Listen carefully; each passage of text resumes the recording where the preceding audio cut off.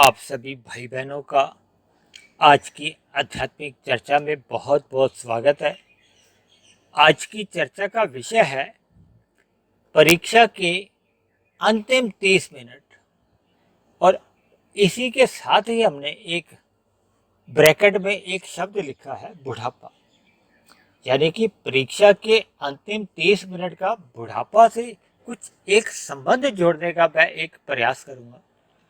देखिए, अक्सर आप सभी भाई बहनों को ये तो ज्ञात हो ही चुका होगा कि इस आध्यात्मिक ज्ञानात्मक चैनल में जो अब तक जितनी भी वीडियो बनती है वो मूलतः भगवान, आत्मा, ये दोनों चेतन तत्व हैं, इन पे आधारित होती है।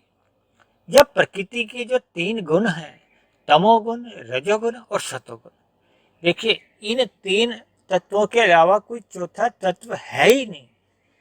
शास्त्र जितने भी हैं, चाहे वो परमात्मा ने इस प्रकृति के आरंभ में जो वेदों को जो प्रकट किया, क्योंकि वेद तो अपौरुषीय कहा जाता है, किसी ने लिखे नहीं, वो तो एक संविधान है, रूल्स एंड रेगुलेशंस जिसको कह लो ना। जैसे अलग अलग संस्थाओं में एक नियम बने होते हैं, जैसे भारत सरकार का एक संविधान बना हुआ है, तो ऐसे ही परमात्मा जब जब सृष्टि का एक सृजन करते हैं, आरंभ करते हैं, ये हर रोज तो होता नहीं है, ये तो लाखों करोड़ों वर्षों की बातें होती हैं। तो सृष्टि के आरंभ में जो नियम कायदे बने होते हैं उनको किसी ने भी लिखा नहीं है, वो अनादि काल से उनको अपौरुषीय कह दिया जाता है। अपौरुषीय का अर्थ ही ये होता है कि उनको किसी ने लिखा नहीं, वो सिर्फ प्रकट होते हैं। और उसके बाद ये जो जितने भी पुराण, उपनिषद, ये जितने भी शास्त्र लिखे गए, ये हमारे ऋषि मुनियों ने परमात्मा का ध्यान लगाते हुए उन शास्त्रों के द्वारा जैसे जैसे जो बातें पकड़ में आई उनका एक सरलीकरण दिया। ये अलग बात है कि आज कलयुग में एक साधारण मनुष्य को ये शास्त्र पढ़ने में या इनके में जैसे जैसे शब्द बताए गए हैं उनको समझने में भी एक मुश्किल आती है। और मेरा तो यहाँ तक मानना है कि देखिए, मैं भी जो इन शास्त्रों के आधार पर ही वर्तमान काल में आपके हमारे जीवन में जैसी जैसी परिस्थितियां बनती हैं या युग में जैसी जैसी परिस्थितियां आने लगती हैं, क्योंकि वर्तमान समय तो कलयुग चल रहा है। कलयुग यानी कल पुर्जों का युग है, वैज्ञानिक युग है। लोगों की अलग प्रकार की परिस्थितियां बनती हैं, अलग प्रकार का उनका व्यवहार रहता है। तो मेरी कोशिश रहती है कि आपके हमारे जीवन में जैसी जैसी परिस्थितियां होती हैं, जैसी जैसी समस्याएं होती हैं, उन सभी को शास्त्रों के जो मूलभूत आधार हैं उन सभी सिद्धांतों से जोड़कर ही मैं अपनी बातें रखता हूँ। उनको मैं शास्त्रों के जो मूलभूत सिद्धांत हैं, देखिए शास्त्रों के जो जो सिद्धांत हैं उनका कभी खंडन नहीं होता, लेकिन हम उन सिद्धांतों को समझ नहीं पाते। परमात्मा की कही गई बातों को जब हम समझ नहीं पाते तो हम अपने मिले हुए जीवन को, यानी कि मनुष्य जीवन के अवसर को हम सुधार नहीं पाते और यूं ही मिला हुआ अवसर आपके हमारे जीवन से चले जाता है। इसीलिए मैंने इस आध्यात्मिक ज्ञानात्मक चैनल में जितने भी वीडियो बनाता हूँ, जो भी विषय लेता हूँ, वो मूलतः आध्यात्मिक विषय होते हैं।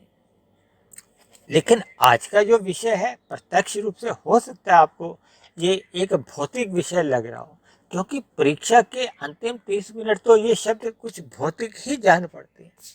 भले ही आपका हमारा जो एक शरीर है, देखिए ये स्थूल शरीर, सूक्ष्म शरीर और कारण शरीर, अक्सर हमारी चर्चाएं इन पे होती हैं, क्योंकि ये तीनों शरीर भी प्रकृति के ही बने हुए हैं और प्रकृति के तो हमारी चर्चाएं होती रहती हैं, तमोगुण, रजोगुण और सतोगुण। अक्सर शास्त्रों में इस बात को पढ़ने में बार बार आता है कि तमोगुण से 10 गुना अच्छा रजोगुण है, रजोगुण से भी 10 गुना अच्छा सतोगुण है। और इसी तरह आपके हमारे जो मिले हुए स्थूल शरीर हैं, देखिए आज का तो हमारा जो विषय केवल एक बुढ़ापे को ध्यान में रख के बनाया है और इस बुढ़ापे को ही मैंने परीक्षा के अंतिम 30 मिनट से जोड़ा है। देखिए, परीक्षा का मतलब क्या है?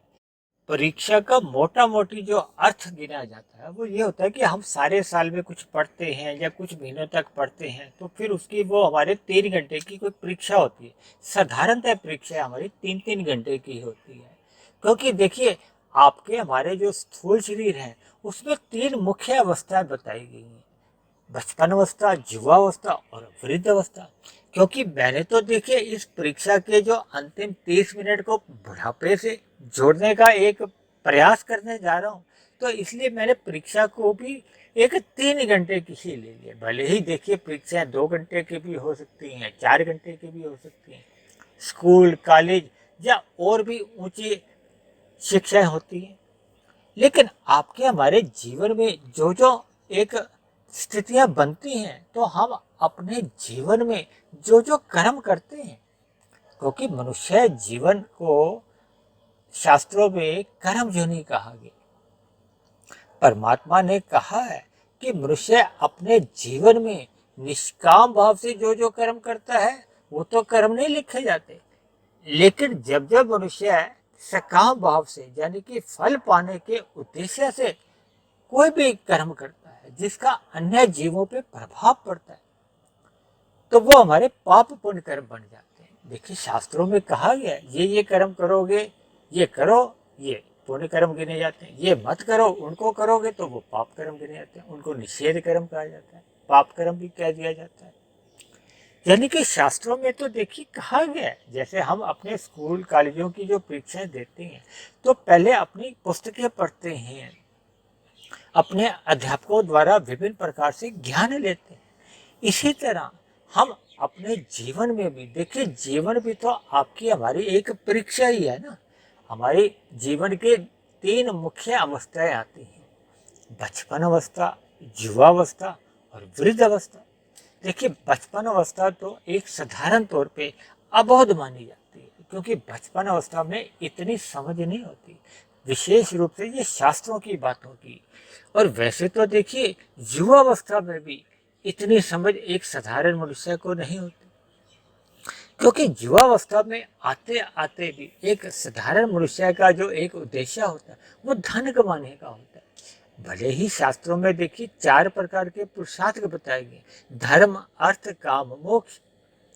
और ये जो धर्म प्रथम स्थान पे रखा गया वो इसी उद्देश्य से रखा गया कि आपका हमारा जो अर्थ है या धन कमाने की जो क्रियाएं हैं या जो हमारी इच्छाएं हैं यानी कि कामनाएं हैं वो धर्मानुसार होनी चाहिए। जब जब हमारे जीवन में धर्म प्रथम स्थान पे रहता है तो फिर हमारी एक जो मोक्ष की स्थिति है, मोक्ष की स्थिति को एक आनंद की स्थिति से जोड़ा जाता है। जबकि संसार में हम जितने भी सुख भोगते हैं वो तो देखिए द्वैत होते हैं, वो कर्मों के आधार पर मिलते हैं, सुख और दुख। पुण्य कर्म हम करते हैं तो हमें सुख मिलते हैं, पाप कर्म करते हैं तो हमें दुख मिलते हैं। ऐसा एक साधारण मनुष्य प्रथम दृष्टिकोण में तो अर्थ यही लेता है। ये अलग बात है कि मनुष्य सुखों की प्राप्ति के लिए पाप कर्म करने से भी हिचकता नहीं है, विशेष रूप से युवावस्था में, क्योंकि युवावस्था में एक जोश होता है और शास्त्रों का ज्ञान होता नहीं, और संसारी विषय भोगों के आकर्षण इतने अधिक उसको आकर्षित करते हैं कि मनुष्य पाप कर्म करने से हिचकता नहीं है। समाज में भी आपने देखा होगा कि जब जब कोई क्रांति लाई जाती है किसी भी दृष्टिकोण से, चाहे वो आर्थिक हो, राजनीतिक स्तर पे हो या किसी अन्य कारण से हो, अक्सर आपने अपने जीवन में राजनीतिक दलों को भी देखा होगा कि वो युवा वर्ग को अपने साथ लेते हैं, क्योंकि उनमें एक जोश होता है। ज्ञान तो उतना होता नहीं। देखिए भौतिक स्तर पर ज्ञान होना एक अलग बात है, एक जो सामाजिक रूप से ज्ञान है या शास्त्रों का ज्ञान है या बुद्धि के स्तर पर जो एक विशेष ज्ञान होता है जिसमें एक विवेक शक्ति मुख्य रूप से मानी जाती है, उस प्रकार का ज्ञान भी युवावस्था में होता नहीं। ये अलग बात है कि देखिए कई कुछ कुछ मनुष्यों में बचपन अवस्था से ही आध्यात्मिक ज्ञान होता है, तो ये पूर्व जन्म के संस्कार होते हैं। लेकिन कलयुग में ऐसी स्थितियां कम देखने को मिलती हैं। तब ऐसे में देखिए बचपन अवस्था अज्ञानता की वजह से परमात्मा का आध्यात्मिक ज्ञान ले नहीं पाता, और युवावस्था में ये जो जितने भी उसको भोगों के आकर्षण होते हैं वो अपनी ओर खींच लेते हैं। और ऐसे में आपने देखा होगा कि जितने भी अपराध होते हैं, इसमें भी युवाओं का ही अधिक योगदान रहता है। ये जो संसार में आप सभी देशों में जो उग्रवादी या आतंकवादी शब्द भी आप सुनने में आते हैं, जो अपराध गतिविधियों में लिप्त रहते हैं, वे भी देखिए युवा वर्ग के ही अधिक लोग होते हैं। कोई बुढ़ापे में ऐसी स्थितियों में अपने आप को प्रवेश नहीं करवाते। यानी कि आपका हमारा जो मिला हुआ जीवन है, वो बचपन अवस्था हो और युवावस्था हो, ये लगभग बिना ज्ञान के ही, बिना आध्यात्मिक उन्नति के ही लगभग बीत जाता है। और जैसे ही मनुष्य की उम्र 50 वर्ष से ऊपर होती है, तब मनुष्य का कुछ इस आध्यात्मिक विषयों के प्रति उसकी अंदर से कुछ रुचि जागती है। ये जो आज हमने लिखा है ना, परीक्षा के अंतिम 30 मिनट, देखिए एक विद्यार्थी जब परीक्षा में होता है, उसके जब अंतिम 30, 35, 40 मिनट रह जाते हैं, तो उसका ध्यान होता है कि मैं यहाँ ये भी काम कर लूँ, ये भी काम कर लूँ, इसका उत्तर सही सही चेक कर लूँ, इसको एक इसमें उत्तर में एक परिवर्तन ले आऊँ, ताकि मेरे अच्छे अंक आए। इसीलिए मैंने परीक्षा के जो अंतिम 30 मिनट को जो एक मैंने बुढ़ापा से जोड़ा है। यानी आप सभी मनुष्यों को जैसे ही उम्र का जो एक पड़ाव है, वो 50 वर्ष या 60 वर्ष या 70 वर्ष का होता है, तो ये हमारे अपने मिले हुए जीवन के ये अंतिम 30 मिनट कह लो, या अंतिम अपने मिले हुए जीवन का पड़ाव होता है।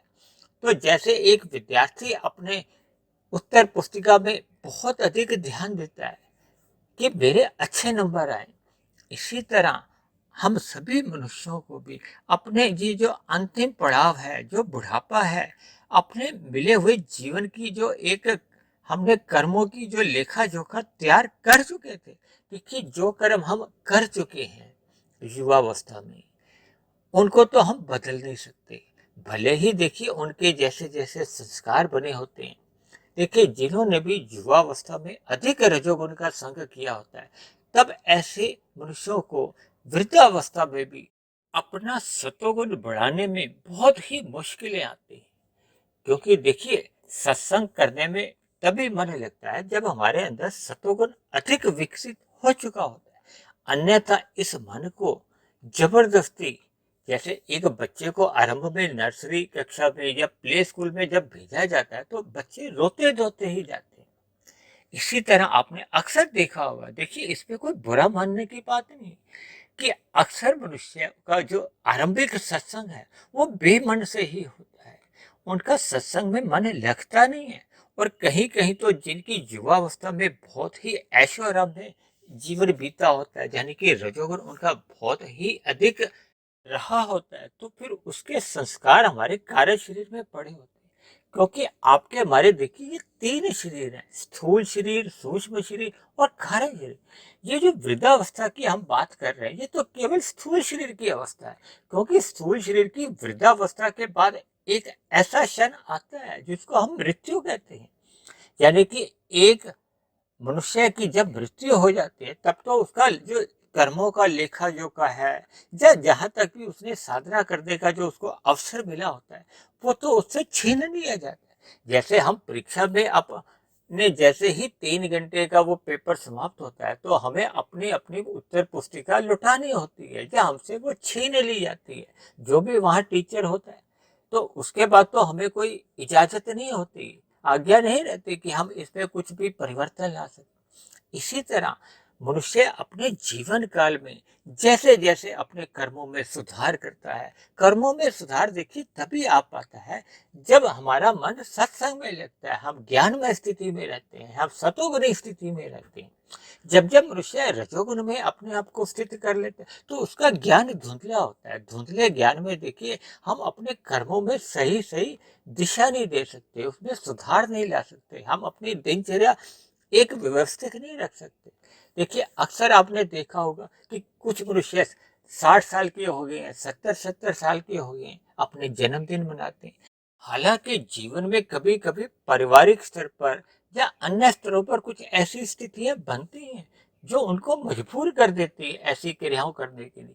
लेकिन जब जब आपका हमारा मन उन क्रियाओं के साथ जुड़ जाता है, यानी कि हम अपने मन की स्वीकृति भी उन जन्मदिन मनाने को या कुछ ऐसी ही गतिविधियों को जोड़ लेते हैं। तो फिर ऐसे में मनुष्य का फिर रजोगुण बढ़ता है, क्योंकि देखिए संसारी आकर्षण जितने भी होते हैं, जितने भी जो संसार की बातें हमें संसार में ही ले जाती हैं, तो परमात्मा का ज्ञान तो देखिए आध्यात्मिक ज्ञान है।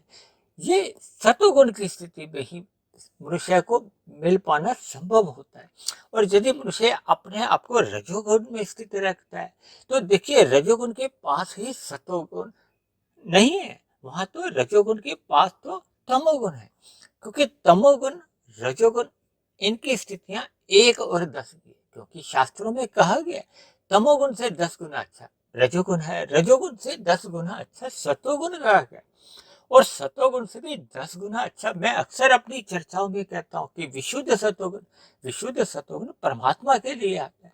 देखिए सतोगुण से विशुद्ध सतोगुण यानी कि परमात्मा की यात्रा तो तभी संभव है ना, जब हम अपने आप को सतोगुण में स्थित कर लेते हैं, ज्ञान में स्थिति में रहते हैं, अपने मन को सदा ही सत्संग की स्थिति में रखते हैं।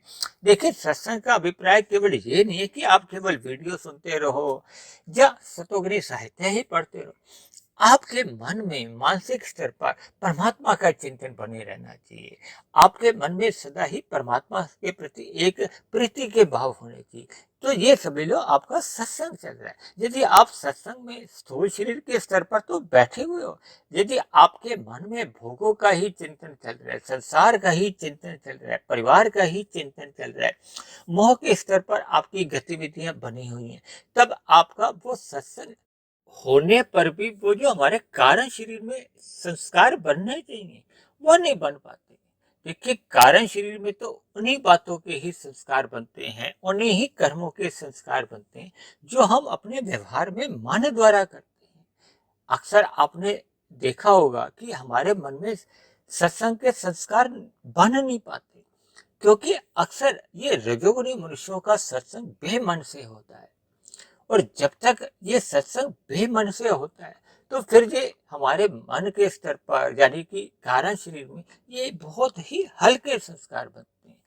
लेकिन आरंभ में शास्त्रों में ये भी बार बार कहा गया कि इस मन को बार बार सत्संग में ले जाते रहो, तो एक ऐसी स्थिति अभ्यास द्वारा बन जाती है।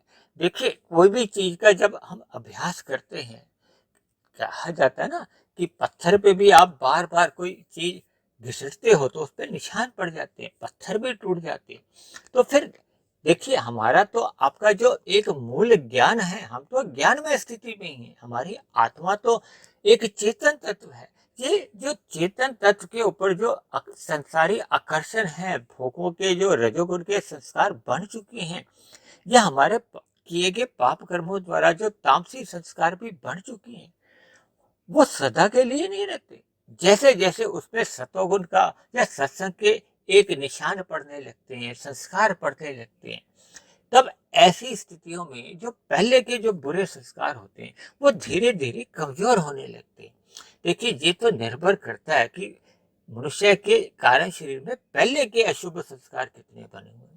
लेकिन जितने भी बने हुए हैं, देखिए हम सभी मनुष्यों को अपने मिले हुए जीवन में सतोगुण का ही अधिक से अधिक संग करना चाहिए, ताकि पूर्व की जैसी भी स्थिति है, देखिए उस पर तो हम ज्यादा चिंतन कर नहीं सकते, लेकिन वर्तमान समय का तो हम सदुपयोग करते हुए, यानी कि जो परीक्षा के अंतिम 30 मिनट है, या जो आपका हमारा मिला हुआ जो अंतिम पड़ाव है बुढ़ापे का, इस बुढ़ापे को हम अपने जीवन में जितना जितना सतोगुण का अधिक संग करवाते जाएंगे, उतने उतने वो सतोगुणी संस्कार हमारे कारण शरीर में बनते जाएंगे। और पहले के जितने भी राजसी या तामसी संस्कार यानी कि अज्ञानता के संस्कार या बुरे संस्कार जो बन चुके थे, वो धीरे धीरे कमजोर होने लगे।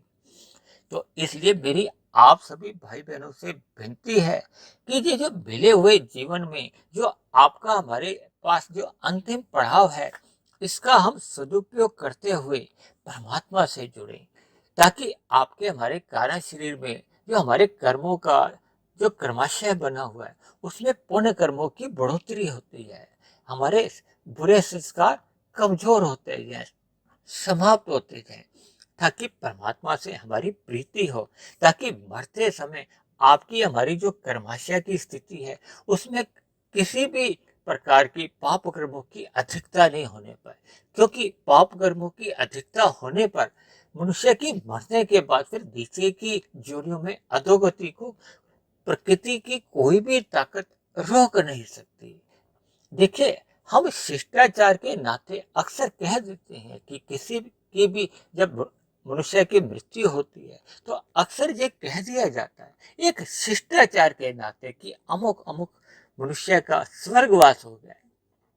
लेकिन शास्त्रों में तो देखिए, सभी मनुष्यों की मरते समय जैसी जैसी स्थितियां होती हैं फिर वैसे वैसे ही सदगति होती है, दुर्गति होती है। ये तो देखिए कर्मों के सिद्धांत हैं। कर्म फल सिद्धांतों को जब तक हम नहीं समझते, केवल हम रजोगुण और तमोगुण में ही अपने आप को स्थित रखते हैं, तब ये परमात्मा के जो कर्म फल के सिद्धांत हैं या परमात्मा का जो ज्ञान विज्ञान है या जो भी परमात्मा से संबंधित बातें हैं, आध्यात्मिक बातें हैं, फिर वो मनुष्य को समझ नहीं आ पाती।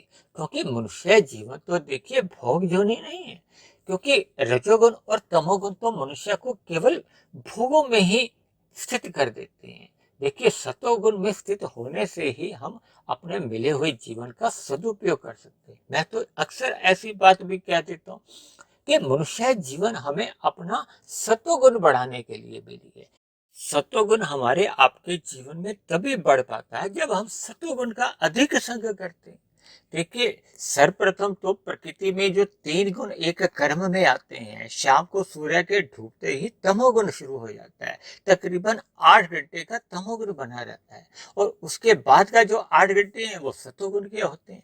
और उस सूर्य निकल से पूर्व के ये 2 घंटे 40 मिनट है वो ब्रह्म मुहूर्त के कहलाते हैं। हमने ब्रह्म मुहूर्त पे अक्सर 3-4 बहुत बड़ी बड़ी वीडियो भी बनाई।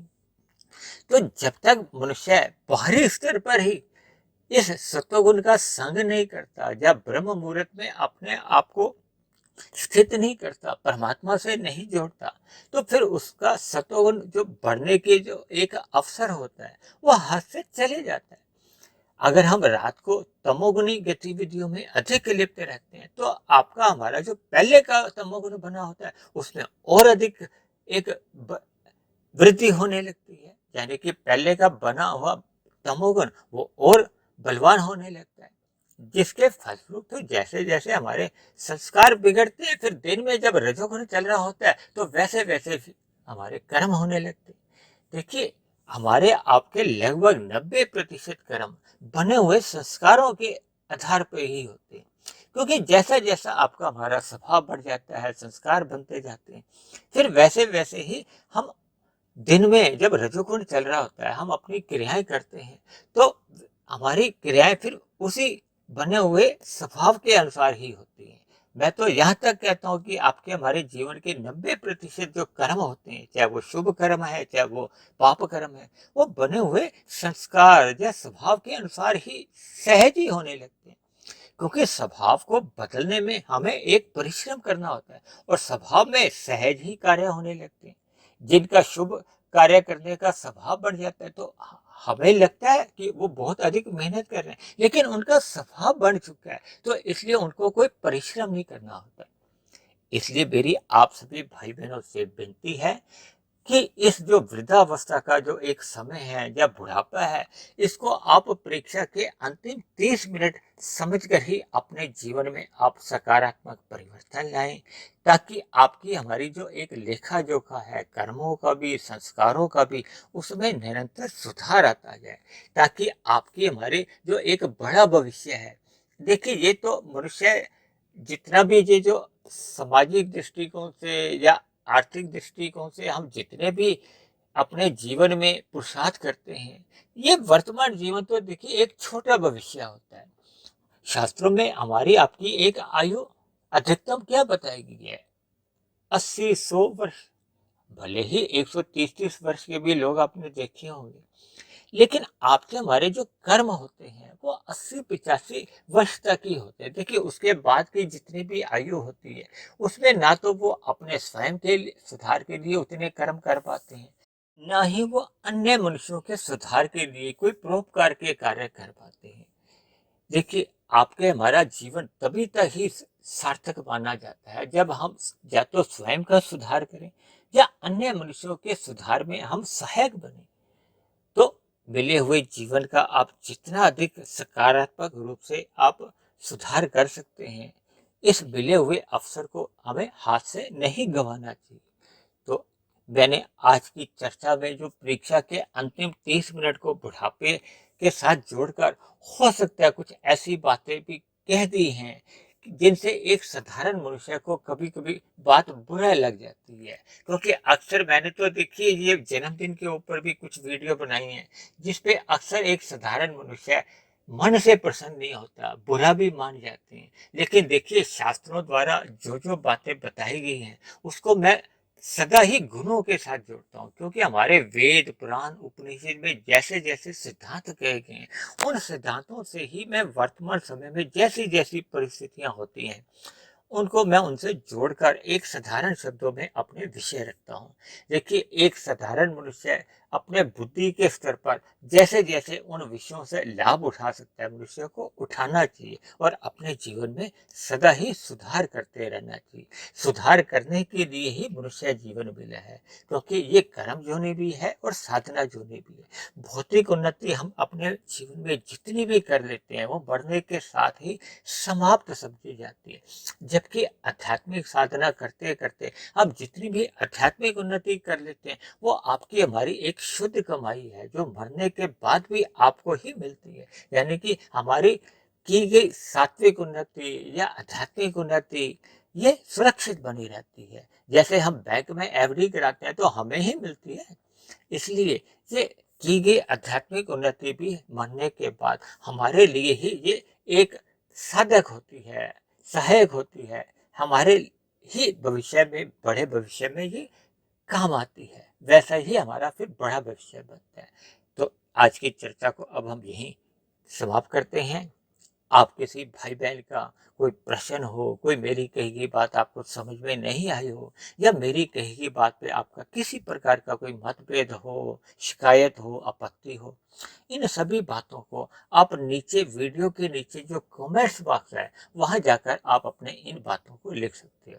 और यदि परमात्मा की प्रेरणा से और ब्रह्म मुहूर्त में ये बनने वाले जो प्रतिदिन एक वीडियो है जो हम प्रतिदिन इन आध्यात्मिक विषयों पे ही तैयार करते हैं, ये आपके जीवन में एक सकारात्मक परिवर्तन लाने में सफल हो रही हो, तो मेरी आप सभी भाई बहनों से विनती है कि आप मेरे इस आध्यात्मिक ज्ञानात्मक चैनल सुधीर भाटिया फकीर को आप स्वयं भी सब्सक्राइब करें व अन्य जिज्ञासु भाई बहनों को जो परमात्मा से जुड़ना चाहते हैं, शास्त्रों की बातों को समझना चाहते हैं, अपने अंधविश्वास दूर करना चाहते हैं, ऐसे सभी जिज्ञासु भाई बहनों को भी इस आध्यात्मिक ज्ञानात्मक चैनल से जोड़कर समाज में एक सतोगुणी वातावरण बनाने में आप अपना सहयोग दें, ताकि समाज में सभी मनुष्यों का ही नहीं सभी अन्य जीवों का भी जीवन सुख में बीते।